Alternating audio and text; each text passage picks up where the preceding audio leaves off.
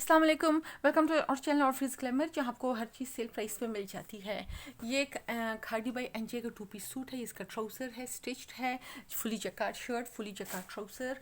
Price ऐसी जैसे unstitched की होती है, उस प्राइस में आपको स्टिच सूट मिलेगा। ये इसका फ्रंट में भी आपको करीब से भी दिखा दूंगी ताकि आपको डिज़ाइन बेहतर समझ आ सके। ये इसका गला, ये खादी बाई एनजे की टैग, ये गला इसका हो गया फुली जैकार्ड। ये इसका जो दामन को पैच लगा हुआ है, ये भी मैंने करीब से दिखा दिया। ये इसकी बैक साइड, ये इसके स्लीव्स हो गए।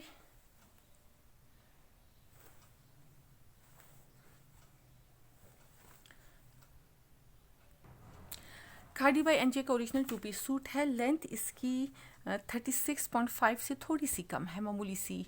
और जो इसका चेस्ट साइज़ है वो तकरीबन 21 इंचज़ या मामूली सा 21 इंचज़ से कम है। ये हमारा व्हाट्सएप नंबर है, इसमें आप मैसेज कर सकती हैं। Thank you.